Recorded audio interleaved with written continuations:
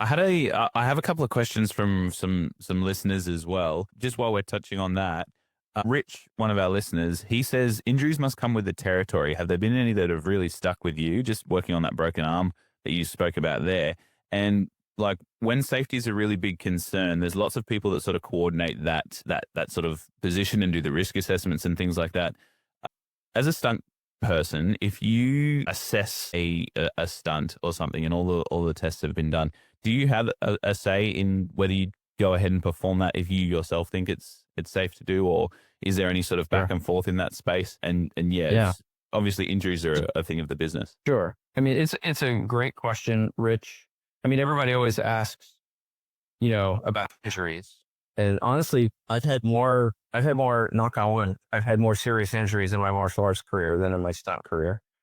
But the biggest problem, I would say, the biggest thing to look out for is complacency. So when you're on a set, forget, just put all the risk assessments and the planning aside for a second. I would say more injuries happen on the stuff that we consider easy day-to-day stuff. More concussions happen on simple falls or quote unquote simple wire gags. Maybe you're doing a small handful, something like that. Like those are the ones where I think people take their eye off the ball and, oh, we've done this 1,000 times. It'll be fine. Yeah. But if you look through OSHA, which is the Occupational Safety Health Administration here in the United States, they'll investigate incidents after there's an incident, right, at a workplace. In our case, the workplace is a bill set. Across the board, I've read tons of OSHA reports. Across the board, film sets are being cited for not having contingency plans for failure, for not properly planning for failure, right? So not having an ambulance on set, or not having, the proper this or that or whatever, so, and I think there's a lot of what's called normalization of deviance. And so what that means is you do something wrong enough and nothing happens. You start to believe that you're not doing it wrong. And then something happens and you're like, but I was doing everything right. It's like, no, actually you weren't. You were just getting lucky all the time, So having said that, safety is a team sport. It's not one person. And so to the question, like, do I have the authority to step up and say no? 100% I do.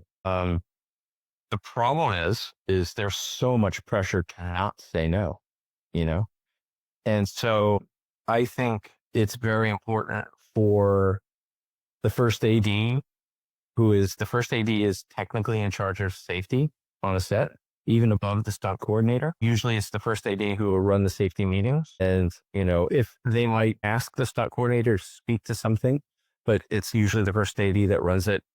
The stunt coordinator, obviously, regarding the stunt itself, is the person who did all the risk assessments and stuff like that.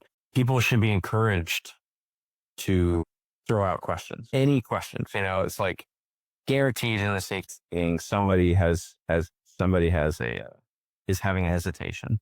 Maybe warranted, maybe not, but more often than not, people won't speak up. There's too much pressure on the performer to do it.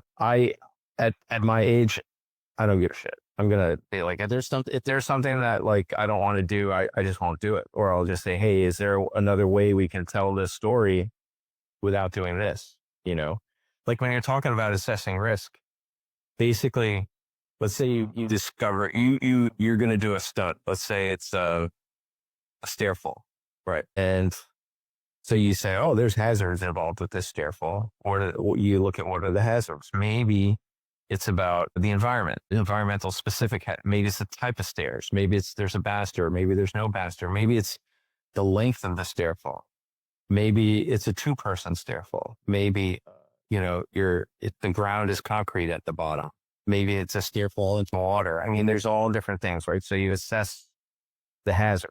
Then you have to decide, is that hazard worth it? Like, can we still tell the story and replace something and just completely get rid of that hazard? Like maybe we don't even need to be dealing with that hazard.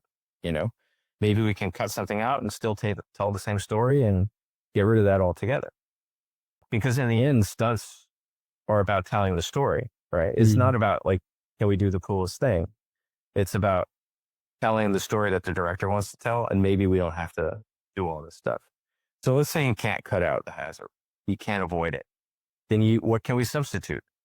Do we have to do a stair fall down 40 stairs? Maybe we can just do it down 20, you know? So you start looking at how you can substitute things to help minimize the risk. Let's say you can't substitute it.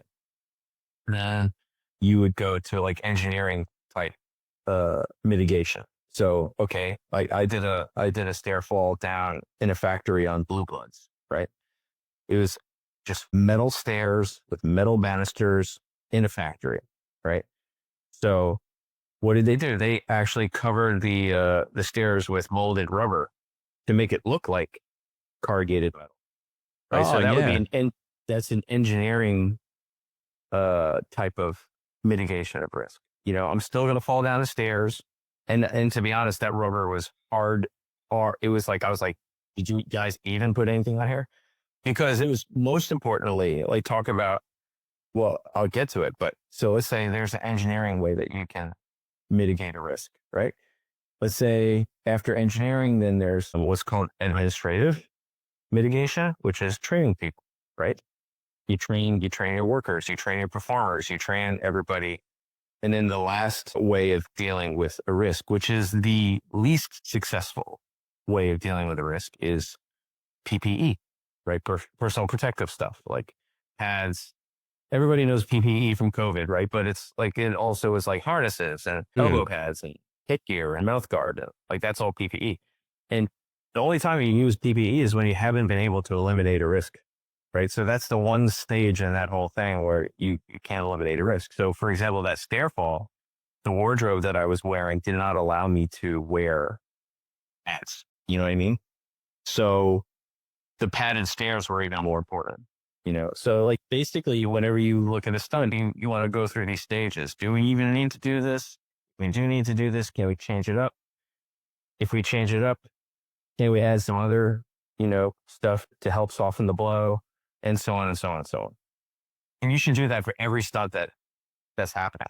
And here's the thing. Let's say you're on set and the director says, and this happens to me, I'll give you an example. The director says, you know what? I'd like to shoot it this way. And then you start from scratch.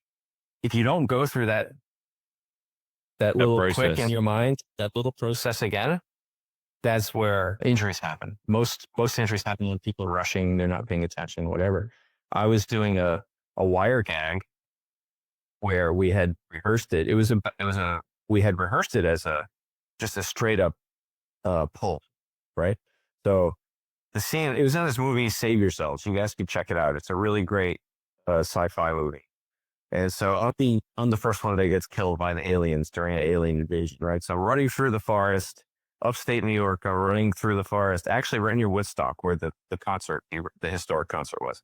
I'm running through the forest, being chased by an alien. You don't see the alien because they're doing it like Jaws, right? But I'm being chased. I'm in my underwear. Like the story is like the alien interrupted like getting ready for work in the morning. So I'm just hauling ass through woods, and simultaneously there's the two protagonists, this couple. They're sitting in a canoe. They're a couple having a relationship problem, so they're trying to get time away. See, the whole plot of this movie is they're trying to save their relationship, and their friend gives them a cabin in the woods. Go take some time away, get off the grid, turn off your phones, get off the internet, turn everything off. So they totally get off the grid. And at that moment is when the alien invasion happens. So they have no idea like what's happening in the world around them. And so they're meditating in this canoe, and they're cutting back and forth to me being chased by the alien. So I get to the top of this stone wall. The way we rehearsed it was I get to the top of the stone wall and I'm waving like for help. Save me, save me. And then the alien is like a frog. It has a long toe, which is the wire pull, right? So then I was saying, save me, save me. And then I'm gone. And they hear me scream and they open their eyes and they're like, oh, wow, the sounds of nature are so nice. So beautiful. Right, exactly. They think I'm a frog or something, right? But then they're like, the directors were like, and I actually agreed with them. And they were like, if you were really running for your life, you wouldn't stop at the top of this wall and just you just keep running, you know? So we're like, let's try it that way. But we didn't rehearse it. We didn't go back and do the process, right? So they were like, okay, we'll run up to the wall. So now we did what's a combination of what's called a dead man. So for those listening, a dead man is like when you're running and you run out of wire and you get pulled. Like an example would be like you're on a horse, you know, and you're going to try and go under a tree branch, but the branch hits you in the head. So they measure it. So you run out of wire just before you hit the branch. And then so you'll get pulled off the horse by the wire, but it looks like you hit the tree branch, right? So that's a dead man. But then we added a dead man aspect to what was just going to be a static pull, which increased the velocity, increased everything. So we had 25 feet of pad, my landing track on the other side of that wall from the pole. When we added me running up to the pole, I cleared the pads. There was so much velocity, I just landed hard on the ground into almost into a tree, into a thorn bush. Got my arm all ripped up, but because we didn't rehearse it, we didn't say like, oh wait, we're changing this. Let's just do a quick rehearsal. We didn't. We just went right to it because there's pressure. The cameras are rolling. It's independent film. Time is money. Blah, blah, blah, you know. So you have to go through that process. That's a long-winded way of answering the question, but in the end, everybody on set, there's a hierarchy, right? There's a hierarchy on set. Who can say what, when, who? When it comes to safety, there should be no hierarchy. The lowest person on the totem pole, if they see something unsafe, they should say it. You know, what's the worst that could happen? Like, oh no, we got it. Thanks for letting us know, though. You know, like shouldn't stay quiet on anything about safety. Yeah, I think it goes back to that old adage that safety is everyone's business, especially when it comes to film sets like that. It sounds For like sure. through your career, you've obviously had some incidences like that, but you said also that through your martial arts,